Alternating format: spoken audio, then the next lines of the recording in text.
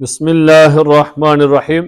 آج ہم بات کریں گے کہ قربانی کرنے کی کیا فضیلت ہے اور اس کی کیا اہمیت ہے۔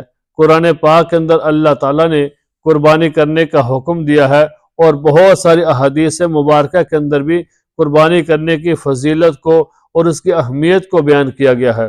رسول اللہ صلی اللہ علیہ وسلم نے فرمایا، عید الاضحیٰ کے دن، ان بقرہ عید کے دن ابن آدم کا سب سے محبوب عمل اللہ تعالیٰ کے نزدیک قربانی کرنا ہے، اور وہ قربانی والا جانور قیامت کے دن اپنے سینگوں اور بالوں اور کھروں سمیت آئے گا، اور یقیناً اس قربانی کے جانور کا خون زمین پر گرنے سے پہلے ہی اللہ کی بارگاہ میں قبول ہو جاتا ہے۔ سبحان اللہ۔ یعنی یہ جو بقرہ عید ہوتی ہے، عید الاضحیٰ کا دن ہوتا ہے، یوم النحر والا دن، فرمایا اس دن اللہ تعالیٰ کے نزدیک انسان کا سب سے زیادہ جو محبوب عمل ہے وہ یہ ہے کہ جانور کا ذبح کرنا، قربانی کرنا۔ فرمایا کہ پھر قربانی کا جو جانور ہے وہ قیامت کے دن اپنے سینگوں، بالوں اور کھروں سمیت آئے گا، اور اس کے جو ہے وہ خون زمین پر گرنے سے پہلے ہی اللہ کے بارگاہ میں قبول ہو جاتا ہے۔ اتنا بابرکت اور اتنا فضیلت والا خون ہے کہ زمین پر نہیں گرتا، بلکہ زمین پر گرنے سے پہلے ہی اللہ کی بارگاہ میں قبول ہو جاتا ہے۔ اور قربانی کی کتنی زیادہ فضیلت ہے، اور رسول اللہ صلی اللہ علیہ وسلم نے حضرت فاطمہ رضی اللہ تعالی عنہا سے فرمایا، اے فاطمہ اٹھو اور اپنی قربانی کے پاس جا کر کھڑی ہو جاؤ۔ قربانی کے جانور کا خون کا پہلا قطرہ گرتے ہی تمہارے سارے گناہ معاف کر دیے جائیں گے۔ سبحان اللہ، کہ زمین پر خون کا قطرہ گرنے سے پہلے ہی سارے گناہ معاف کر دیے جائیں گے۔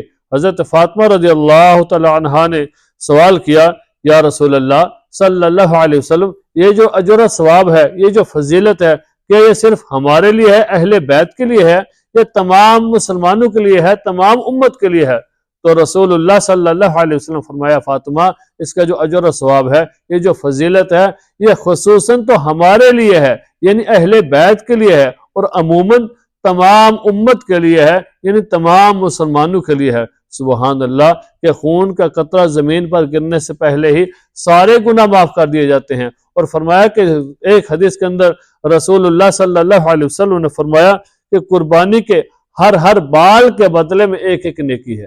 سبحان اللہ، ہر بال کے بدلے میں ایک نیکی ہے۔ قربانی کی فضیلت اور اہمیت کا اندازہ اس حدیث سے لگایا جا سکتا ہے کہ حضرت عبداللہ بن عمر رضی اللہ تعالی عنہ فرماتے ہیں کہ رسول اللہ صلی اللہ علیہ وسلم نے ہجرت کے بعد مدینہ منورہ میں 10 سال تک قیام فرمایا اور ہر سال قربانی کی پابندی کی۔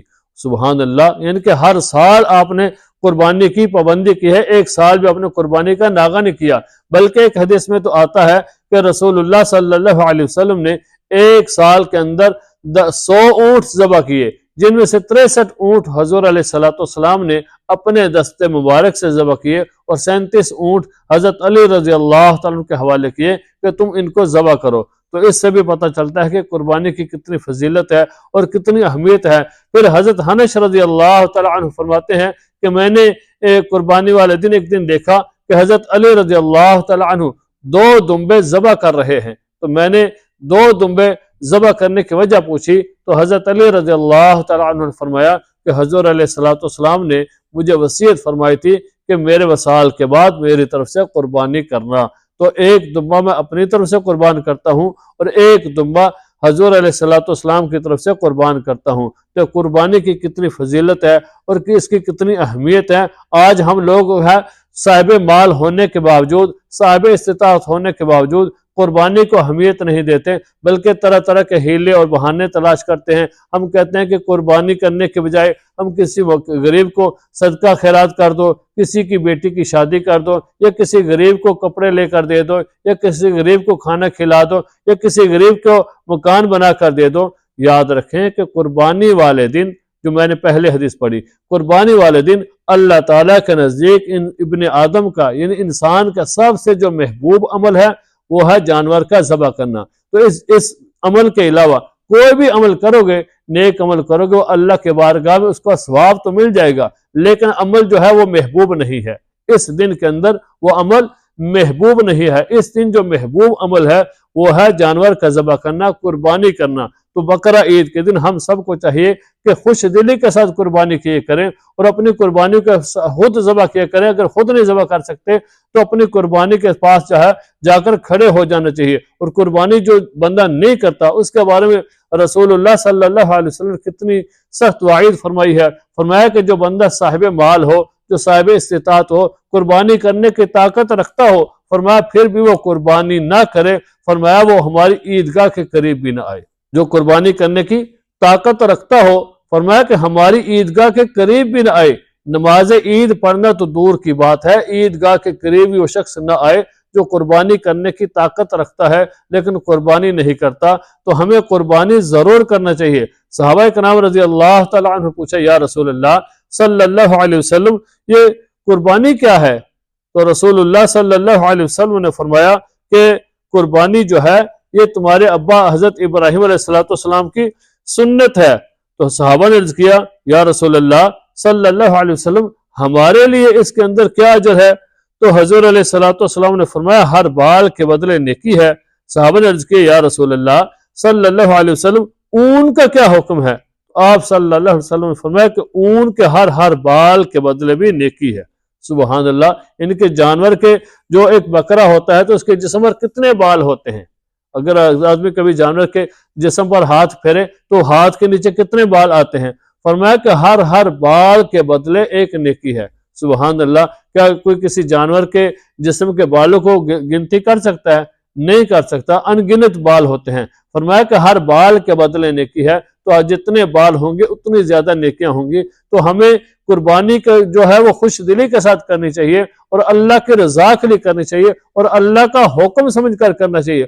آج ہم لوگ بعض بندے قربانی تو کرتے ہیں، قربانی دمبا ذبح کرتے ہیں، لیکن دمبا ذبح کرتے ہیں ہمیں تو یاد رہا، لیکن جن کی یاد میں ہم کرتے ہیں، حضرت ابراہیم علیہ السلام اور حضرت اسماعیل علیہ السلام، ان کی جو گفتگو ہوئی تھی اس گفتگو کے اندر ہمیں کیا پتہ چلتا ہے کہ قربانی کیوں کی گئی ہے؟ اس گفتگو کے اندر ہمیں یہ پتہ چلتا ہے کہ اللہ کا حکم سب سے بڑی چیز ہے۔ اللہ کا حکم کیا آیا تھا؟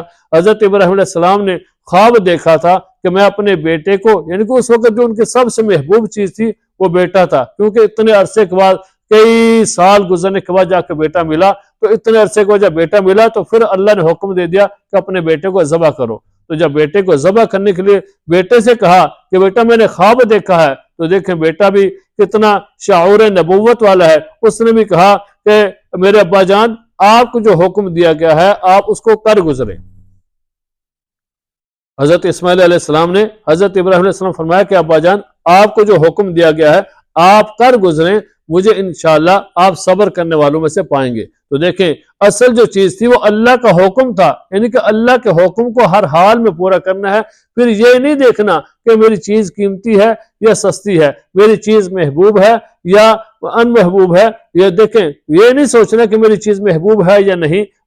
اس وقت جو سب سے محبوب چیز تھی ان کا بیٹا تھا، تو انہوں نے اپنے بیٹے کو قربان کرنے کے لیے اللہ کے سامنے لٹا دیا۔ تو پھر یہ ہمیں دمبا ذبح کرنا جو ہے ہمارے لیے کتنا آسان ہے، چاہیے کہ ہم اپنی جان مال سب کچھ لٹا دیں، تو ہم صرف اپنا مال لٹاتے ہیں، جانور ذبح کرتے ہیں۔ اس کو جب ذبح کریں تو اللہ کا حکم سمجھ کر کریں اور اللہ کے رضا کے لیے کریں، کیونکہ قربانی کے اندر یہ شائبہ موجود ہے کہ آدمی جو ہے دکھلاوا کرتا ہے، تو ہمیں دکھلاوا نہیں کرنا بلکہ اللہ کے رضا کے لیے قربانی کرنی ہے اور اللہ کا حکم سمجھ کر قربانی کرنی ہے۔ اور بقرہ عید کے دن جو اللہ کے نزدیک سب سے محبوب عمل ہے وہ ہے جانور کا ذبح کرنا۔ اللہ تعالی ہمیں خوش دلی کے ساتھ قربانی کرنے کے توفیق عطا فرمائے۔